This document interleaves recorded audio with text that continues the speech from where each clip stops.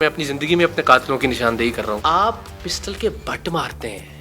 آپ مکوں سے, گھوسوں سے, لاتوں سے, اس کے بعد آپ کہتے ہیں ان کی قمیضیں اتارو, گالیاں دے کے ماں بہن کی کہ ان کی آنکھوں پہ باندھو, لے کے چلو ٹارچر سیل کے اندر. پھر آپ کہتے ہیں کپڑے اتارو. پھر جب میں کہتا ہوں کہ یار یہ نہیں کریں آپ, پھر وہ کہتے ہیں گولی مار دیں گے آپ کی ٹیم کے لوگوں کو پسٹل چیمبر کر کے. کتنے عام پاکستانیوں کو اس نے برہنہ کیا ہوگا, کتنے عام پاکستانیوں کی چھترول کی ہوگی اس نے, کتنے عام پاکستانیوں کو ماں بہن کی گندی گالیاں دی ہوں گی. السلام علیکم ناظرین, آپ کا میزبان اسامہ بن عتیق آپ کی خدمت میں حاضر ہے اور آپ دیکھ رکھے ہیں ڈیلی پاکستان. ناظرین, موجود ہوں میں شہر قائد میں. سید اقرار الحسن صاحب ہمارے ساتھ موجود ہیں. سر پہ بھی پٹی ہے, گلا بھی مکمل طور پر کور ہے, پسلی ٹوٹ چکی ہے, سر پہ سٹیچز آئے ہیں اور یہ ظلم و ستم, سفاکیت, بربریت کی ایک داستان پاکستان کے ایک حساس ادارے کی جانب سے کی گئی ہے. سید اقرار الحسن کا وہ پروگرام جو سر عام کے نام سے کیا جاتا ہے, گھر گھر کی زینت بنتا ہے, لوگ پذیرائی دیتے ہیں, لوگ دعائیں دیتے ہیں, اور یہ قوم کا وہ بیٹا ہے جس نے ہزاروں ایسے ایشوز کو نشاندہی کی ہے جو ملک پاکستان میں غلط ہو رہے تھے, بچوں کی عصمت دری ہو رہی تھی. وہ بچے جنہوں نے رابطے کیے ان کو انصاف دلایا ہے اور بیشتر جگہوں کی نشاندہی بھی کی ہے. اس ملک میں جتنے بھی اساس ادارے ہیں وہ عوام کی فلاح و بہبود کے لیے ہی بنائے جاتے ہیں, لیکن کیا وہ یہ سمجھ بیٹھتے ہیں کہ ان پہ کوئی سوال نہیں اٹھائے گا؟ ایز اے جرنلسٹ سید اقرار الحسن کی ٹیم وہاں پر جاتی ہے اور ان سارے ثبوتوں کے ساتھ جاتی ہے جو ان کے پاس موجود ہے. انویسٹیگیٹنگ جرنلزم کو ملک پاکستان میں ایک نام, ایک پہچان دینا اور بیشتر بار ایسے ایشوز کو ہائی لائٹ کرنا جو لوگوں کو تکلیف دے رہے تھے اور معاشرے میں اس کی نمائندگی کرتے ہوئے اس کو اصلاح کرنا. کیا ایسے جرنلسٹ کا اینڈ میں یہی لکھا ہوتا ہے کہ جس حالت میں آپ اس وقت بیٹھے ہیں, جس تکلیف, جس کرب میں آپ اس وقت بیٹھے ہیں, اللہ تعالیٰ کی ذات جانتی ہے کہ یہ جب کوئی تیس اٹھتی ہے نا تو بڑا سکون دیتی ہے اور بڑا اطمینان ملتا ہے جب کوئی دکھ یا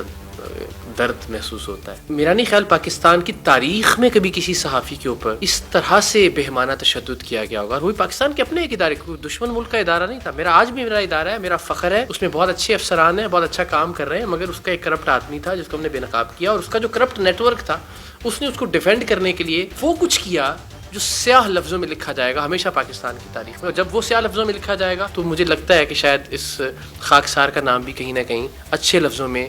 تاریخ میں ضرور لکھا جائے گا.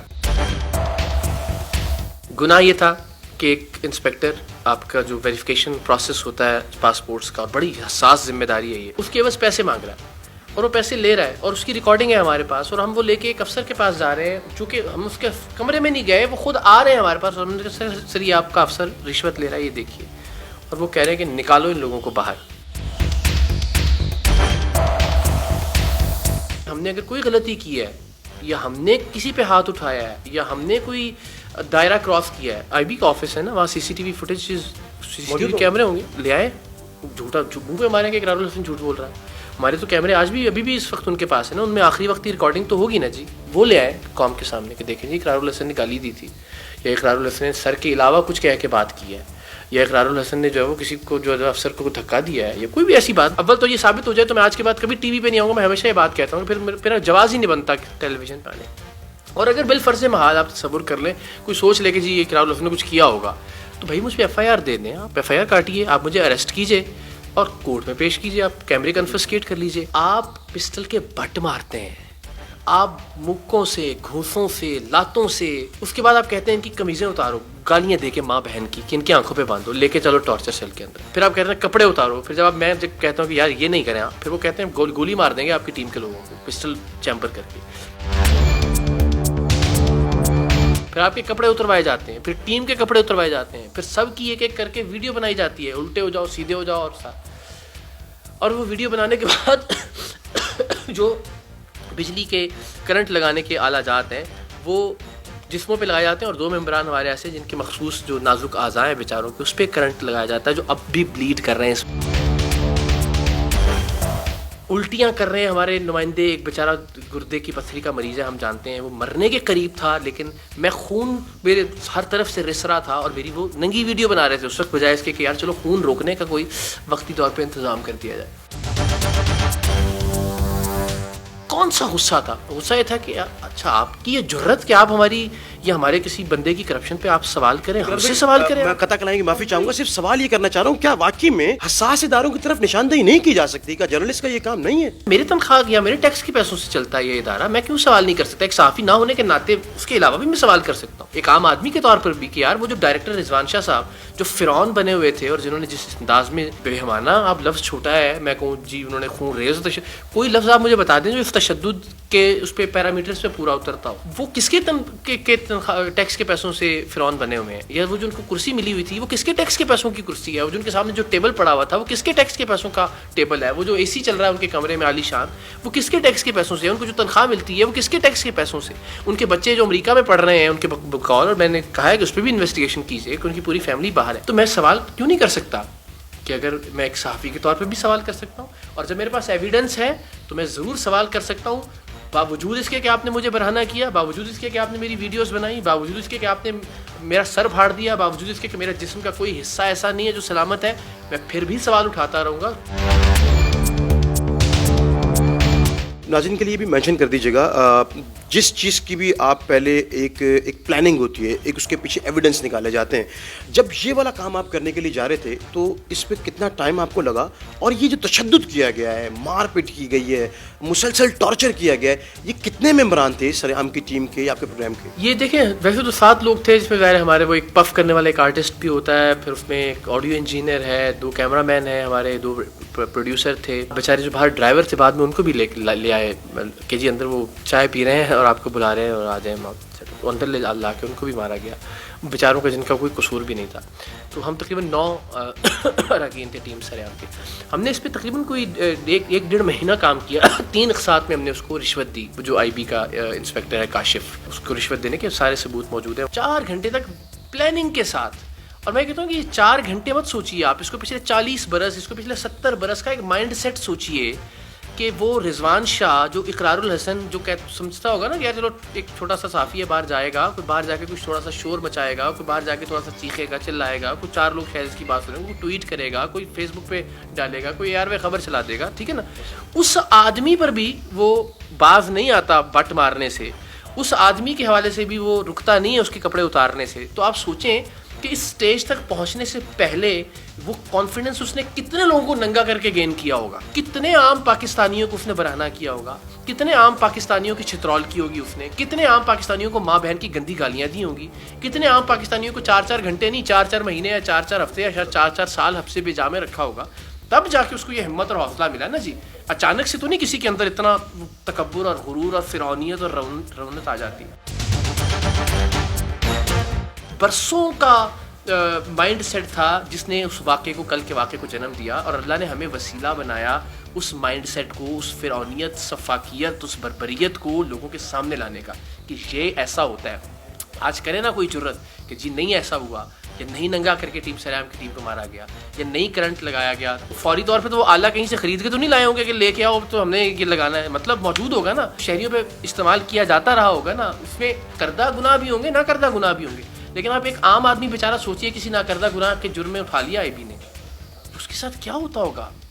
ایک وہ آدمی جس کی 4 لوگ بات سنتے ہیں, جب اس کے ساتھ یہ سلوک کیا جاتا ہے تو اللہ نے ایک عام آدمی کی آواز بنا کے, شاید وہ جتنے لوگ جو بیچارے تاریخ راہوں میں مارے گئے, جو ان ٹارچر سیلوں کے اندر دیواروں کے ساتھ سر ٹکراتے مر گئے, شاید ان کی کسی آہ کا صدقہ تھا کہ مجھے اللہ نے وہاں بھیجا اور ایکسپوز کیا ان لوگوں کو.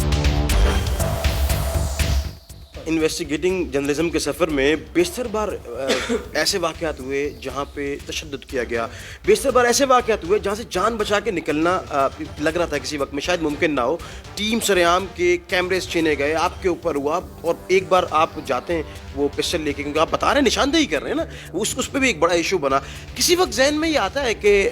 شاید اپنی سیفٹی کے لیے, شاید فیملی کے لیے, شاید بیٹے کے لیے اب اس کام کو, اس سفر کو ختم کر دینا چاہیے, اب دوسری زندگی جینی چاہیے, کیونکہ اس میں روز نئی چیز ہے, روز نئی دلدل ہے, روز ایک نیا ظلم ہے, روز ایک نیا ستم ہے. کیا کرنا چاہتے ہیں؟ میں آپ کو ایک میسیج دکھانا چاہتا ہوں, یہ میرے بیٹے کا میسیج ہے جو آج صبح اس نے مجھے کیا. میرا جواب اس کو پاکستان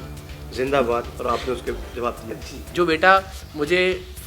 دعا دیتا ہے کہ بابا ٹھیک ہو جائیں جلدی سے, اور میں اسے کہتا ہوں بیٹا انشاءاللہ اور پاکستان زندہ باد, تو آپ سوچئے کہ مجھے اس بچے کو سوچ کے خوف نہیں آتا ہوگا کہ میں مارا جاؤں گا تو اس کا کیا بنے گا. اس بچے کا سوچ کے مجھے امید ملتی ہے, مجھے ہمت ملتی ہے اور مجھے حوصلہ ملتا ہے کہ اس کے لیے پاکستان کو انشاءاللہ صحیح معنوں میں زندہ باد بنا کے جانا ہے, اور اس کے لیے جو چاہے جان جاتی ہے چلی جائے. انٹیلیجنس بیورو براہ راست وزیر اعظم پاکستان کے ماتحت ادارہ ہے, ٹھیک ہے,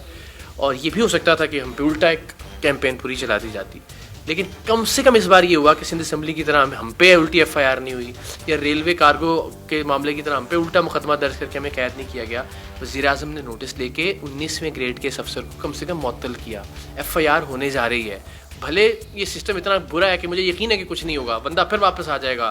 سارے اس کے ارد گرد کے لوگوں سے بچا لیں گے, کورٹ اسٹے آرڈر دے دے گی, کچھ نہ کچھ ہو جائے گا, آ جائے گا واپس, کچھ کہیں نہیں جاتا. مجھے شاید یہ بندہ ہم میں سے ہماری کسی ٹیم کو مار بھی دے, کیونکہ ظاہر ہے دیکھیں اب یہ ایک زخمی درندہ چھوڑ دیا نا آپ نے. وہ آدمی جس کو ہم نے کچھ کہا ہی نہیں, وہ اتنا بدترین تشدد کر رہا تھا ہم پہ, رضوان شاہ, اب تو ہم اس کا نام لے کے اس کو کوس رہے ہیں. تو آپ سوچیے وہ کتنا خطرناک ہو جائے گا جب واپس اپنی سیٹ کے اوپر آئے گا. تو وہ کیا نہیں کرے گا, جو ہماری فون کی لوکیشن سے لے کے ہماری نقل و حرکت سے لے کے فون ٹیپ کرنے سے لے کے سب کام کر سکتا ہے نا ایجنسی کا. تو اب تو ہم نے زندگی رکھ دی اس کے سامنے کہ اللہ مالک ہے, آپ آئیے گولی چلائیے اور مار دیجیے. تو یہ کیا اقرار الحسن کے پاس ذاتی سیکیورٹی نہیں ہوتی؟ کیا سیکیورٹی, اللہ تعالیٰ کی ذات کی مدد اور لوگوں کی دعاؤں کے علاوہ آپ آئے ہیں, بتائیے کتنی سیکیورٹی سے گزر کے آئے ہیں آپ؟ میں بالکل نہیں دیکھی, محبت کرنے والے چند لوگ باہر بیٹھے بیچارے تخت بچھا کے. اللہ تعالیٰ کی ذات مدد کرنے والی ہے. اب دعائیں بہت ہیں لوگوں کی سیکیورٹی کے طور پہ, بلکہ اچھی بات یہ بھی آن ریکارڈ آ جائے کہ مجھے کبھی کوئی نقصان پہنچتا ہے جس سے مجھے کوئی ڈر نہیں ہے, میں تیار ہوں اس کے لیے, مگر لوگوں کو اندازہ ہونا چاہیے کہ کون ہو سکتا ہے اس کے پیچھے, جو بغیر کچھ کہے آپ کو برہنہ کرتا ہے, جو بغیر کچھ کہے آپ کو پسٹل چیمبر کرتا ہے, آپ کو بٹ مارتا ہے, آپ کو حبس بجا میں رکھتا ہے. اب اگر وہ واپس آتا ہے اور نہیں بھی آتا ایون, تو وہ آپ کے ساتھ کیا نہیں کرے گا, یا اس کے ہواری جو سارے کے سارے کرپٹ ٹولہ ہے وہ آپ کے ساتھ کیا نہیں کریں گے انٹیلیجنس بیورو کا. سو میں ابھی بتا دوں کہ میں اپنی زندگی میں اپنے قاتلوں کی نشاندہی کر رہا ہوں کہ ممکنہ طور پہ یہ لوگ ہو سکتے ہیں. تمام تر پکچر کو آپ کے سامنے رکھا گیا ہے. سر کے اوپر بھی آپ دیکھ سکتے ہیں کہ سٹیچز ہیں, بٹ مارے گئے ہیں, کرنٹ لگایا گیا ہے, برہنہ کر کے مسلسل کئی گھنٹوں تک تشدد کیا گیا ہے. سوال اٹھانا جرم تھا. اس معاشرے میں بیشتر صحافیوں کے ساتھ اس طرح کے واقعات ہوتے رہتے ہیں, لیکن سید اقرار الحسن کے ساتھ جتنی بار بھی یہ واقعات ہوئے ہیں ان کا سٹانس آپ کے سامنے ہے. وہ کہتے ہیں کہ یہ کام کرنا نہیں چھوڑوں گا, کیونکہ جس ملک سے جتنی محبت ملتی ہے, جتنی ماؤں کا, بہنوں کا, بیٹیوں کا اور بچوں کا جو پیار ملتا ہے, وہ ان کی ڈھارس اور ان کی ہمت کو دن بہ دن باندھتا چلا جاتا ہے. اور ڈیولپمنٹ اہم یہ ہے کہ جو افسران تھے ان کو ہٹایا بھی گیا ہے, اور اسی امید کے ساتھ کہ آئندہ اس طرح کے واقعات نہ ہو, اور تاریخ میں جب بھی ان چیزوں کو لکھا جائے گا تو سیاہ باب کے طور پہ, سیاہ الفاظ کے طور پہ لکھا جائے گا, جو کہ میں سمجھتا ہوں کہ آزادی صحافت پہ بھی حملہ ہے, اور انسانیت کے ناطے ہی صحیح ایسا کوئی واقعہ بھی نہیں ہونا چاہیے. کیونکہ یہ شخص نہ صرف انویسٹیگیٹنگ جرنلزم, جو بار بار ورڈ یوز کرتا ہوں, ہم جیسے بیشتر لوگوں کے لیے ایک رول ماڈل کا کام بھی کرتے ہیں, اور ہر گھر میں سنا جاتا ہے, دیکھا جاتا ہے, اور سیکھنے کی کوشش بھی کی جاتی ہے اس امید کے ساتھ کہ شہر قائد میں خصوص ملک پاکستان ترقی کی راہ پہ گامزن ہو جائے. مجھے اپنے میزبان اسامہ بن عتیق کو اجازت دیجیے گا. زندگی نے وفا کی تو آپ سے ایک بار پھر ملاقات کروں گا. تب تک کے لیے دیکھتے رہیے ڈیلی پاکستان. خدا حافظ.